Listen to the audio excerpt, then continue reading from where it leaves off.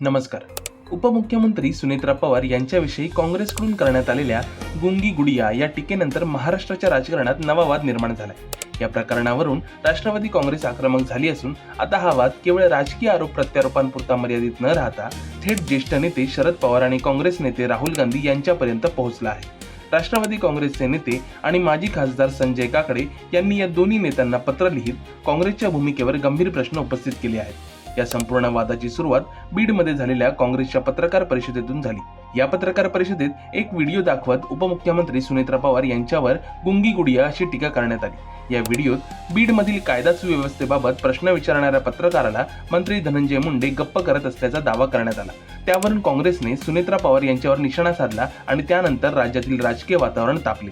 या टीकेनंतर राष्ट्रवादी काँग्रेसचे कार्यकर्ते थेट मुंबईतील काँग्रेसच्या कार्यालयाबाहेर उतरले. त्यांनी जोरदार घोषणाबाजी करत काँग्रेसने सुनेत्रा पवार यांची सार्वजनिक माफी मागावी अशी मागणी केली. यानंतर राष्ट्रवादीच्या अनेक नेत्यांनीही काँग्रेसवर जोरदार हल्लाबोल केला.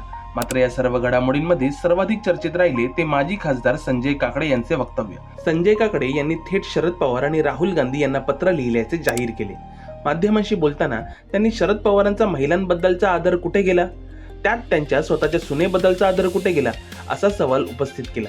एवढ्यावरच ते थांबले नाहीत तर काँग्रेसने या प्रकरणात तातडीने कारवाई करावी अशी मागणीही त्यांनी केली. काकडे यांनी काँग्रेसला 24 तासांचा अल्टिमेटम देत इशाराही दिला आहे. जर 24 तासात संबंधितांवर कारवाई झाली नाही तर आमचे कार्यकर्ते त्यांना सरळ करतील असे वक्तव्य करत त्यांनी काँग्रेसचे प्रदेशाध्यक्ष हर्षवर्धन सपकाळ आणि माजी मुख्यमंत्री पृथ्वीराज चव्हाण यांच्यावरही निशाणा साधला. या विधानानंतर राज्यातील राजकीय वातावरण आणखी तापले असून या इशाऱ्याची सर्वत्र चर्चा सुरू आहे. दुसरीकडे काँग्रेसनेही या टीकेचे समर्थन करत आपली भूमिका स्पष्ट केली आहे. काँग्रेसचे प्रदेशाध्यक्ष हर्षवर्धन सपकाळ यांनी गुंगी गुडिया हा शब्द शिवी किंवा अपशब्द नसल्याचे सांगितले. त्यांनी उदाहरण देताना माजी पंतप्रधान इंदिरा गांधींनाही विरोधकांनी एकेकाळी गुंगी गुडिया असे म्हटले होते. मात्र त्यांनी आपल्या कर्तृत्वातून त्या टीकेला उत्तर दिले आणि नंतर त्यांनाच दुर्गा म्हणून गौरवण्यात आले असे त्यांनी म्हटले.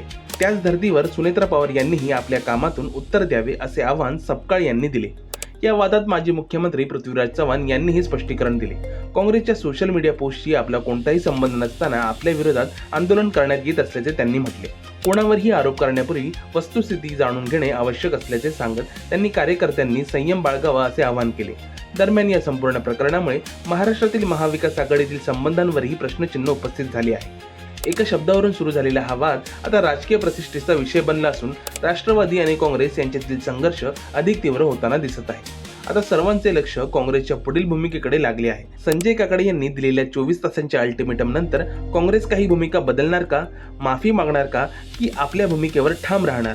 तसेच या प्रकरणात शरद पवार आणि राहुल गांधी यांची प्रतिक्रिया काय असेल याची उत्सुकता वाढली आहे. एकंदरीत गुंगी गुडिया या एका शब्दावरून सुरू झालेला हा वाद आता महाराष्ट्राच्या राजकारणातील मोठा संघर्ष ठरत असून येत्या काही दिवसात या प्रकरणाला आणखी नवे राजकीय वळण मिळण्याची शक्यता व्यक्त केली जात आहे.